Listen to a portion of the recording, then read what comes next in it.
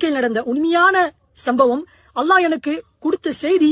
இது மூலியமாக நம் ஈமான் பலப்படலாம். இன்ஷால்லா இந்த வீடியோ வந்து மத்தவங்களுக்கும் ஷேர் பண்ணுங்க. அதோடைய நன்மை உங்களுக்கும் எனக்கும் கிடைக்கும். நான் என்னோட வீட்டுல வந்து ஷார்ட்ஸ் வந்து கிழிஞ்சிருச்சு. அந்த ஷார்ட்ஸை வந்து நான் தைச்சிட்டு இருந்தேன். அப்ப எனக்கும் என்னுடைய மனைவிக்கும் வந்து சின்னதா ஒரு வாக்குவாதம். மனைவி கணவனாலே எதனா ஒரு சின்ன ஒரு சண்டை நடக்கதான் சரி, அது இயல்பு, அது வந்து பெரிய விஷயம் இல்ல.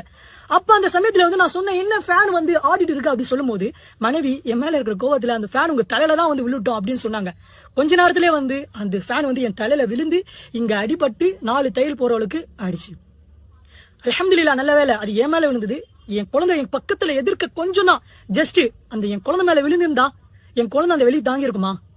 நானா அல்ஹம்துலில்லாஹ் அல்லாஹ் சுப்ஹானஹு வ தஆலா எனக்கு வலுவை கொடுத்திருக்கான். அல்ஹம்துலில்லாஹ் வந்து அந்த வழியை நான் சமாளிச்சு கொள்ளுவேன். என் குழந்தை இதற்கு நான் அல்லாஹ்வுக்கு நன்றி செலுத்தணும். என் மனைவியை நான் தப்பு சொல்லி குறையே இல்லை. ஏன்னா வந்து நம்ம ஒரு விஷயம் வந்து நல்லதா இருக்கட்டும் கெட்டதா இருக்கட்டும் நம்ம பேசணும்னா அது வந்து அல்லாஹ் சுப்ஹானஹு வ தஆலா உடைய மலக்குமார்கள் ஆமீன் சொன்னாங்கன்னா அது அப்படியே வந்து கபூலாவும் நிறைவேறும். இன்ஷால்லா மற்றவங்க இடத்துல பேசும்போது வந்து யோசிச்சு பேசுங்க.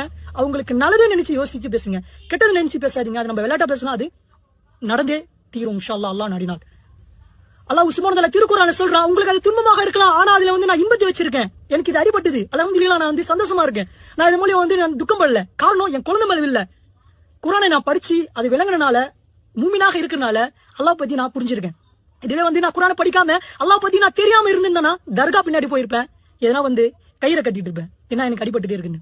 அல்லாஹ் சுப்ஹானஹு வ தஆலா எனக்கு இந்த ஹீல்மை கொடுத்திருக்கா, இந்த அறிவை கொடுத்திருக்கா, இந்த குர்ஆனுடைய வசனத்தை புரியக்கூடிய தன்மை எனக்கு கொடுத்திருக்கான். அல்ஹம்துலில்லாஹ்.